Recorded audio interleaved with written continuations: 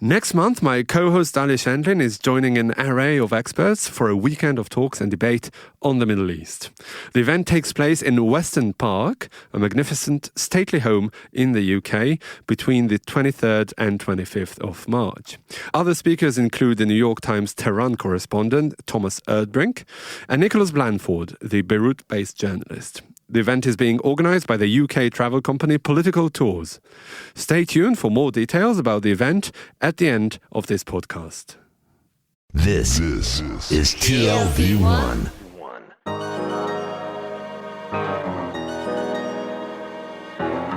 The Tel Aviv Review.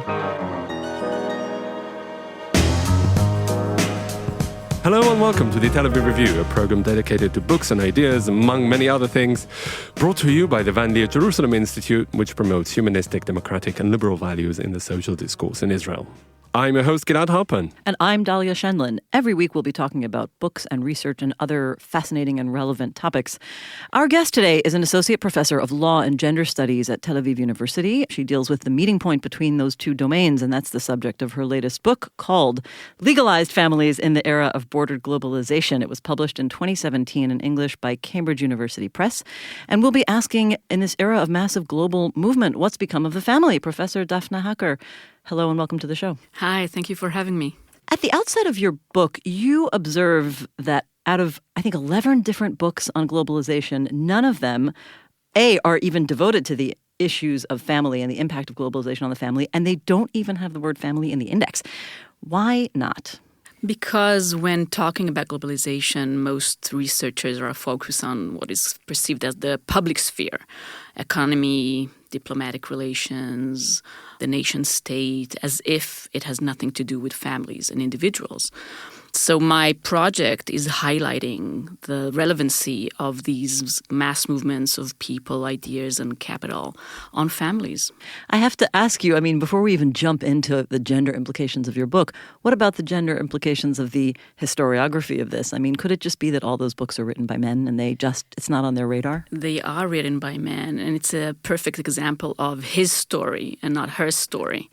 So there we go. So, there's no such thing as neutral research. So when things are written by men and there is a hierarchy of importance between these two allegedly separated spheres, then this is what happens. And I was amazed as well, because not even in the index, how can you think that families are not important? But I'm used to it in the sense that both in law and in sociology, my fields, the sociology of the family and family law are neglected areas related to the sociology of organizations or corporative law. So I'm in the margins all the time, and it's part of my political and scholastic journey to emphasize the importance of families. And the minute I'm starting to talk about it, people realize how important families are to their lives and how we cannot really disconnect, for example, families from the economy. For example, people immigrate first and foremost because of their families, because they want to support their families. So talking about immigration without realizing this connection is really not understanding immigration. The interesting thing is, the bringing together of law and sociology, as you say, because much has been written about the sociology of globalization, and that was, in a sense, looking at, this brave new world of, one system with a free flow of capital and people and what have you, with its downsides, of course.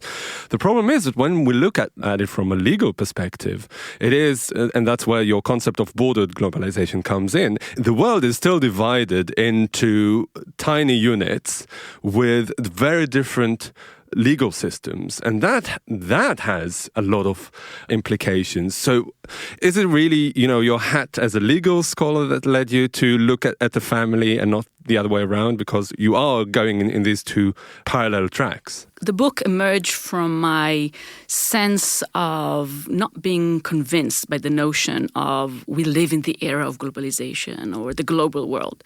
I kept thinking, no, we live in an era with so many borders. And I think in Israel, you really cannot escape them. But remember that I started to work on this project before Trump, before Brexit. So now there was life before Trump and yeah, Brexit. well, it's hard to imagine, but at that time... There were even borders before Trump and Brexit. Yeah. But, they were harder to detect. And now people, realize that, obviously, borders are all around.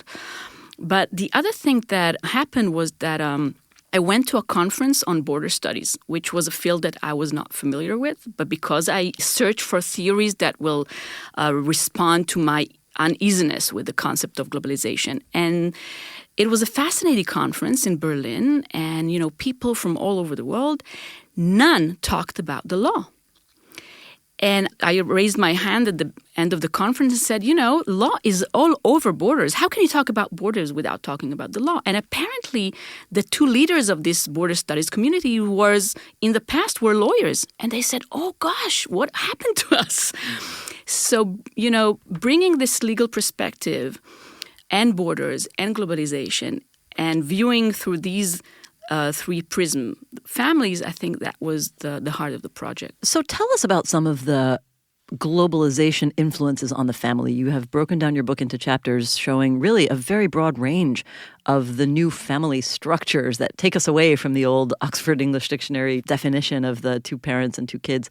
Tell us about some of the impact of globalization. Well, the new family happens regardless of globalization. Well, that was another question of mine. Yes, are these a direct result of globalization, no. or they happened and then globalization is just part of it? It's part of it. The growing tolerance towards same-sex families, the ability to use technology to create families in new ways. That's here. But globalization is part of it. Take technology, for example. So today, for the first time in human history, we can have a separation between a genetic parent, a birth parent, a social parent, and globalization enables us to create a family using ova from a woman in South Africa with the sperm from a man in Denmark, implemented in the uterus of a woman from a developing country, and then the baby is becoming a child of an Israeli same-sex couple. So this is new. So it's the combination of new options that are there regardless of globalization and globalization. And in the book, I move from one stage of the family to the other, creating a family, negotiation, the terms of spousal relations, then becoming a parent through all these technological ways, and then performing family life when one parent is immigrating to another country. Or I think globalization is interesting, and Zygmunt Bauman said it, it's not, you don't have to move to be affected by globalization. The ideas of other ways of living a family life is there. So, for example, when I talk about child labor, children in Africa want to work, some of them, because they want to buy Nike. So you cannot separate the media that comes and tell you what is the good life in family relations and in other relations. That's a very interesting point, because I was reading through the book thinking about how many families in the world, if we can possibly quantify this, what percentage of them fall into this category of this strange new world of different families?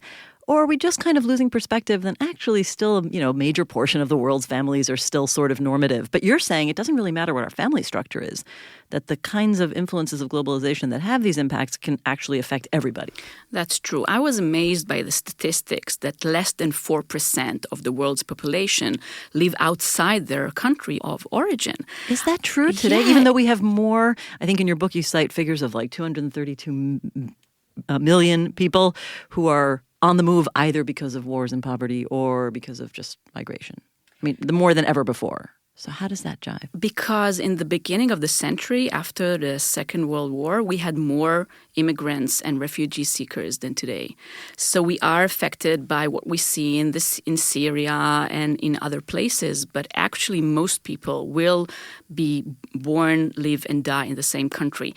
But take China, for example. The mass immigration in China is internal. And it creates huge challenges, not they're not smaller than cross-border challenges between two countries. But we don't count them as part of globalization. But do you count them as a legal scholar? Because it is still in the same power container, a legal power container.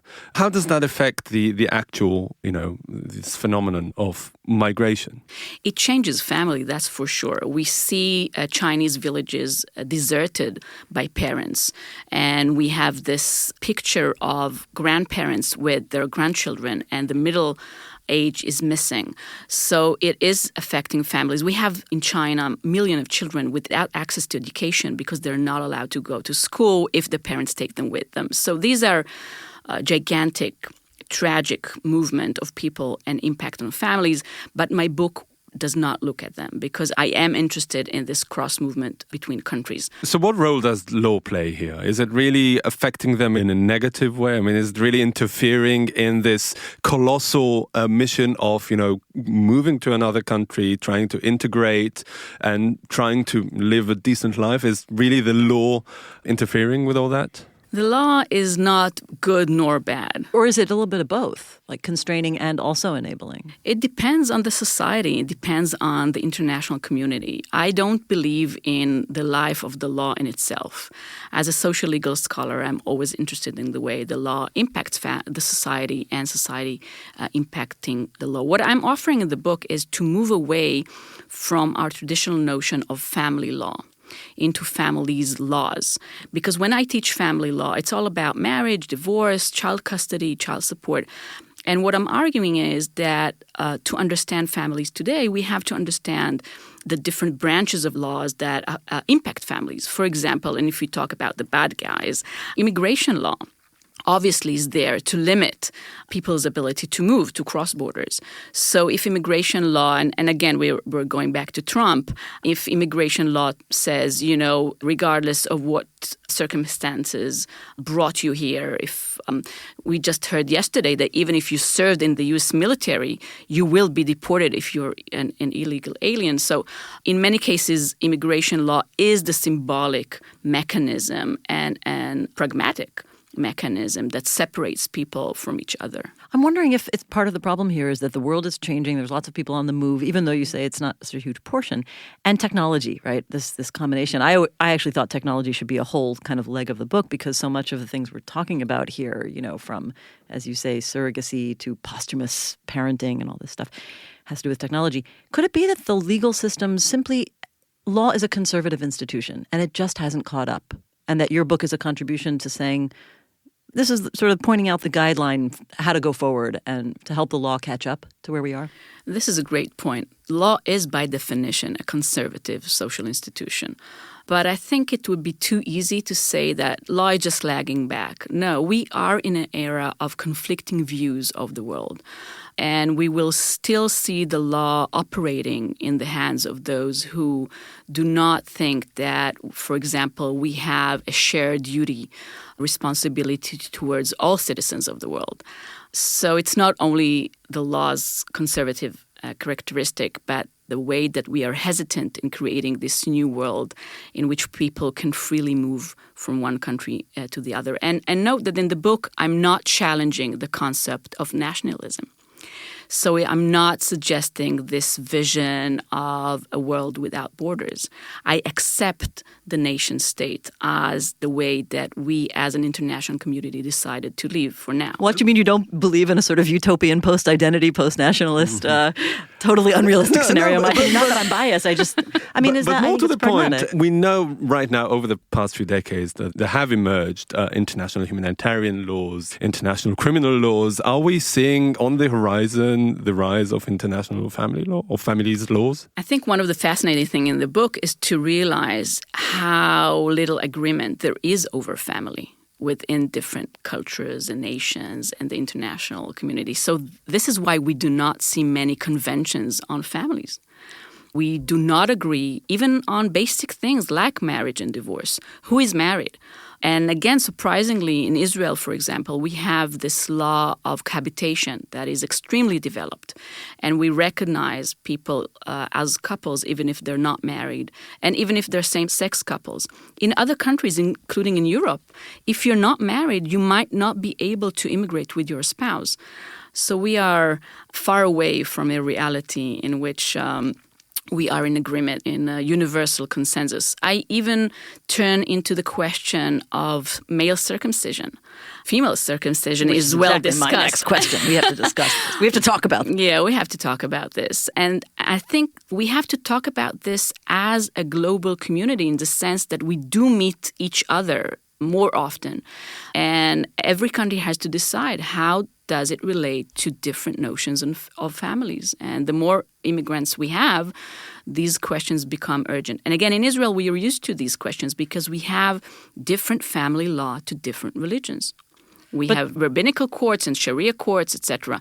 In Europe, they're accounting for the first time the challenge of do we recognize the autonomy of different communities to handle their family law as they see fit, even if it harms women. Well, I think this is exactly the real, one of the deepest parts of your book is that it raises these issues which are partly gender issues, but what they really are is this age-old clash between a kind of Western liberal orientation of, on the one hand, human rights and equality, and on the other hand, respecting cultural practices and wanting to nurture them. And I would like to shout out our previous guests in a recent interview with Professor Michael Broide, who talked about the rise of religious arbitration courts in the U.S. This is a real issue about whether these alternate legal systems should be nurtured, even when they may discriminate against citizens. And you have a whole chapter on female genital mutilation, FGM, and male circumcision, which is also a matter of respect for cultural practices. Do you have any guidance, again, for what the law can do in trying to reconcile that tension? I think the law should look at several questions. First, how important is this cultural norm and practice? And I take beauty pageants as an example of a custom that I think should be eliminated. There's no historical, religious, cultural justification to take babies into these beauty contests.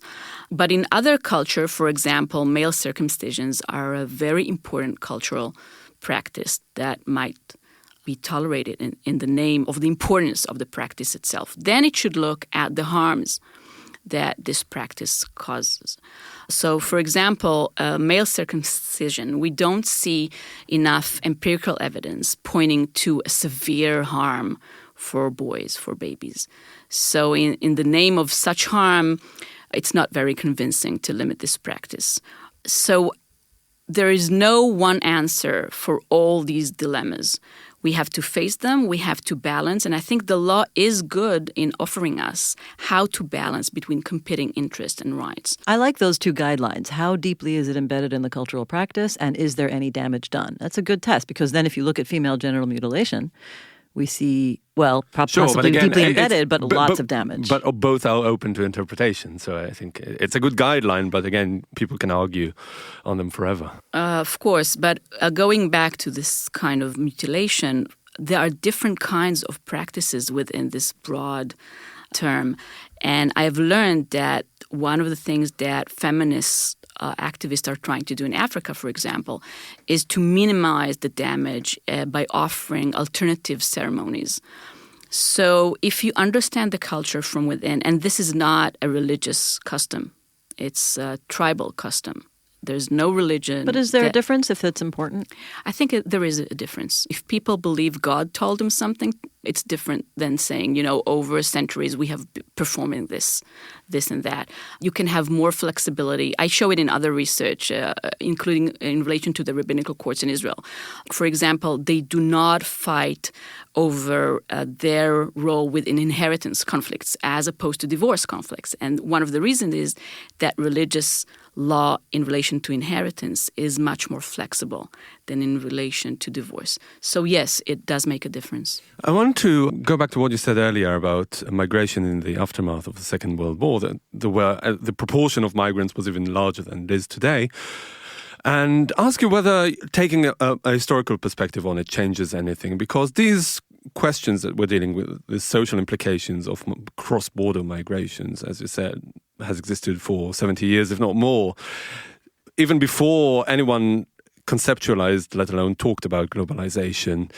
Do you think that really we're dealing with the same issues here and globalization is just, a different lens to look at it through? Or is it thanks to the development of technology and other aspects of globalization, the fundamental issues have changed radically? We have to think about globalization as a continuum from the past. And you're absolutely right. Globalization was here ever since people emigrated from Africa to Europe thousands of years ago.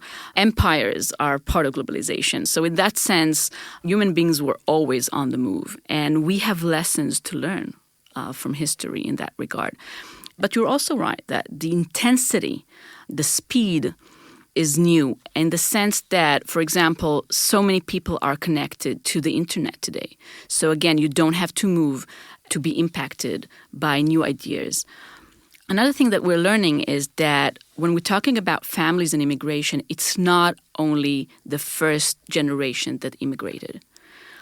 Culture is there to stay, even for the third, fourth generations, which raises new questions. For example, should we allow a citizen of our country that was born to immigrating parents or grandparents to import a bride from the country of origin of previous generations? I think that we should not, if we have limited resources of citizenship visas, and I think that a person asking for refugee because she or he are prosecuted should get advance and priority over a person that a citizen never met but want to import just because she shares the same culture. I think since you sort of given me a segue to get back to the gender issues here, is there any way to characterize whether this current phase of globalization is more empowering for women's equality and advancement or possibly more damaging? Because I think you have examples of both in your book. Exactly, because it's not either or. And we have to be very specific and conduct very detailed research before generalizing in any way.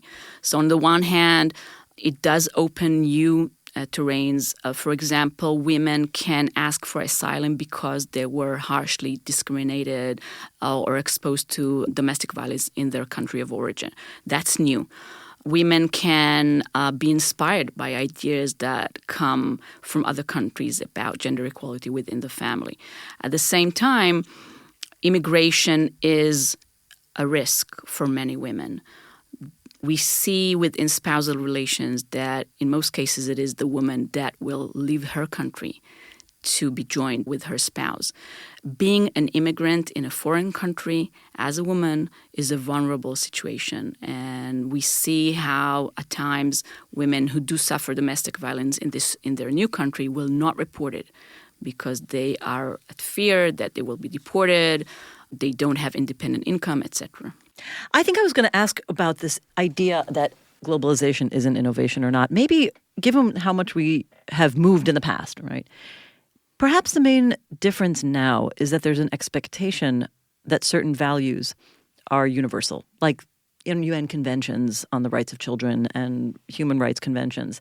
Is that the major difference that causes some of these changes? Because, as you say, like people have been on the move before, cultural clashes have been on the move, but now we're expected to adapt, somehow hold different values or respect other people's values, even though they're integrating themselves into existing societies. I think, again, when we go back to families, we realize how little international consensus we do have. So we have all these conventions, and the Convention on the Rights of the Child is a great example because the U.S. is the only country that has not ratified it.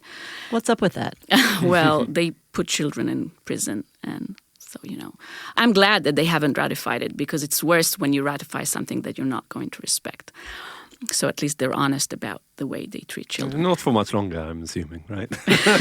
Well, exactly. So I think there are evidence within the book that international law is weak, and we know it from other domains. And I'm also offering a switch in the moral gaze. We are so used to judging families according to our Western values. So, for example, what I'm showing is that we condemn child labor, but at the same time don't say anything about this growing phenomena of parents leaving their children behind to send remittances home. And I argue that if we take families seriously and think that parents should be physically with their children, otherwise they cannot, or it's harder for them to really care for the child, then we might be more tolerant towards child labor, because in so many countries children have to work, otherwise they will starve or they won't have the basic needs. And think again about our immigrations law that invite people, even if they're parents, to care for our families, especially elder parents and children, leaving their children behind. This is, in my eyes, immoral. But then what's the solution to all these older people? I mean, our Western society is growing older, certainly American society, we know. Is there a solution that you would say instead? Yes, if you want someone else to care for your elder parent, then that someone has to have the right to have a baby in your country and bring their children with them. I don't see any way of thinking that any other solution is moral. But is it really a Western debate at the end of the day? Because the West is somehow implicated in all this, either the privileges that Westerners have, adopting surrogacy abroad in an underdeveloped country, or, people from underdeveloped countries coming to the West. I'm trying to think whether, for example, people from Zimbabwe migrating to South Africa, or, other such migrations that don't really necessarily involve the West, really face the same issues that you're raising in your book. And just to add, I think you pointed out that the vast majority of the people migrating are migrating to the developed countries, right? They like are. 70% or something? They are, yes. But again, you're right. If each and every cross-border movement is a challenge. So if, for example, people are moving from a poor country to a somewhat less poor country, and that country still treats them as not part of a family, as not what I call familial subjects, then that's a problem. Saudi Arabia, it is a developed country, but, it couldn't care less about all these migrant workers. Hong Kong treats its thousands of au pairs horribly. They cannot bring their children, obviously. They cannot have a child in Hong Kong and stay with the child. So it doesn't really matter whether it's a developed country or a developing country. The minute a country is using its force to take advantage of foreign labor while stripping these workers from their familial subjectivity, I think it's immoral. So just getting back to something Gilad raised a little bit earlier, and since we're to wrap up the interview, this question of an international regime of family law, you said that it's very hard to do, but do you think ultimately there should be some basic international legal principles for family rights? I think that the basic right to be with your family, to establish your family, and these are rights that are already recognized within international law, but we are so fast in ignoring them when it comes to labor workers. They should be respected and taken seriously. Otherwise, we are treating people as objects. I think the familial lens is a good reminder that we are all humans and we should enjoy the basic rights that we wish for ourselves. We should grant it to others. And on that note, but I do want to ask you. You said that these rights, but you said that these rights already exist. But are they compiled together in something like an International Convention of Family Rights? And maybe they should be. No, they're part of other. They're part of other ones. So would you advocate for a compilation that is the International Convention on the Rights of the Family? Absolutely, it's a great idea. Is there anyone doing it? A practitioner rather than a scholar? I nominate you. I'll take the challenge. Yeah. It's a great idea. Okay. Professor Daphna Hacker, thank you very much for coming in and talking about your new book, Legalized Families in the Era of Bordered Globalization. Thanks a lot. Thank you. And also big thanks to Gizem Ozdemir, our sound engineer, to Itai Shelem, our producer, and to the Van Leer Institute for the generous support. We would also like to thank Peter Frey and Kara Shapiro and the Romay Foundation, who made a very generous contribution to the Tel Aviv Review. And a quick note before we end the show. I will be joining Thomas Erdbrink of the New York Times, he's the Tehran correspondent, and a range of other experts in March for a weekend of discussion on the Middle East in the wonderful surroundings of Weston Park, a stately British home. The event takes place between Friday, March 23rd to Sunday, March 25th, and it is being organized by UK travel specialists Political Tours. I'll be discussing Israel-Iranian relations with Thomas Erdbrink. We'll be joined by Nicholas Blanford, the Beirut-based writer who is widely acknowledged as one of the leading experts on Hezbollah. And beyond the Middle East speakers, we will discuss North Korea and the foreign policy vacuum in Washington. The weekend includes 2 nights stay, all meals, and complete use of the house, which has previously served as the venue for the Northern Ireland peace talks and a G8 summit. If you'd like more details, please visit www.politicaltours.com or email info@politicaltours.com. In the meantime, don't forget to check out our archive. There are more than 400 interviews to keep you busy, entertained, and perhaps also annoyed, hopefully. Like us on Facebook. Our page is called the Tel Aviv Review Podcast Ideas from Israel. And follow me and Dalia on Twitter. Join us again next week for another edition of the Tel Aviv Review. And until then, goodbye.